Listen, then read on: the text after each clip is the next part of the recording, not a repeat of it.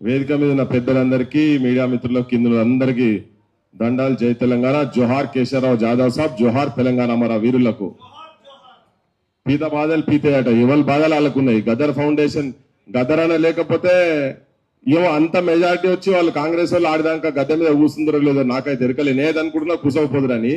కానీ అయినా మా బాధలు మాకున్నాయి. గదర్ ఫౌండేషన్ బాధలు గదర్ ఫౌండేషన్ కున్నాయి. ఇప్పటిదాకా జాగది జాడ పత్తలేదు.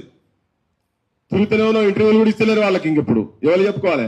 నువ్వు అన్న పృథ్వీల దాచుకుంటే విమలక్క దాచుకుంటే ఇక రెడీగా ఉన్నారు వాళ్ళు. ఆడ వచ్చి మీరు రాసుకొని పోతారంటే అందుకు గంత లేదు. ఆడ ఒక దొంగ పోయి ఇంకో దొంగ వచ్చిండు అంతే తప్ప పెద్ద మార్పు ఏం జరగలేదు. ఆడ గదరన్న చెప్పిండు కదా, ఇటు అసెంబ్లీ గురించి చెప్పుకుంటూ చెప్తారు. ఇటోడు అటు కూర్చుండు, అటోడు ఇటు కూర్చుండు. వీని మాట వాని నోట, వాని మాట వీని నోట. ప్రజల నోట్ల మన్ను కొట్టుడు తప్ప ఏం జరగలేదు. పెద్ద మార్పు ఏం జరగలేదు.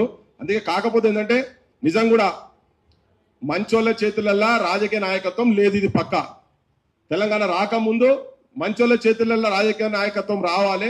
ఆంధ్రోళ్ళు మనని ముంచుతున్నారు అని చెప్పని అనుకుంటే ఈ వచ్చినోడు కూడా గత పాలకులు అట్లనే ఉండే, ఇప్పుడు కూడా అట్లే ఉన్నాడు కాబట్టి ఈ సభ ఈడున్నది. లేకపోతే ఈ మీటింగ్ ఇక్కడ ఉండదు. ఇది రవీంద్ర భారతిలో గవర్నమెంట్ వాళ్ళు వచ్చి పొద్దుగాలు వచ్చి మంత్రో ముఖ్యమంత్రో ఉప ముఖ్యమంత్రి వచ్చి దండేసి దండం పెట్టి మీ ఆశయాలు మేము కొనసాగిస్తామని చెప్పి ఆచరణలో చూపించేటోళ్ళు వాళ్ళు లేరు కాబట్టి మీటింగ్ పెడుతున్నాం మనం. కాకపోతే ఏంటంటే వాస్తవంగా ఇవాళ ముచ్చరత్నారాయణ గారు వారసులు కావచ్చు. మా అన్న చెప్తుంటే ఇప్పుడు ఎవరో నాకైతే తిరగలే బయట పడతారు, ఎక్కడో ద్వారా బయట పడతారు. ఇప్పుడే భయం పుట్టింది వాళ్ళకు. ఎందుకంటే వేదిక మీదకి వచ్చిన వాళ్ళు చెప్పారు ఊరికో ముచ్చరత్నారాయణ గారు పుడితే తెలంగాణ మార్పు జరుగుతుందని చెప్పని. ఆ భయం పుట్టిందో ఎన్ను పూసల వణుకు పుట్టినట్టు ఒక్కొక్కరికి. నిజం కూడా ఆయన ఆశయాలను పుస్తకాలను నిజమైన చరిత్ర జనం లోపల పోతే, కేశవరావు జాదవ్ సావాసంటోళ్ళ చరిత్రలు ముంగడ పోతే, గద్దరన్న ప్రశ్నించే తత్వాన్ని జనం లోపల పోతే, లేకపోతే విమలక్క వారసులు కనుక ఊర్లలో తయారైతే ఇది ఎటుపోతుందో ఈ తెలంగాణ నిజమైన జనం చేతులకు పోతుంది అని చెప్పని అనుకొని వణుకు పుడుతున్నట్టు ఒక్కొక్కరికి.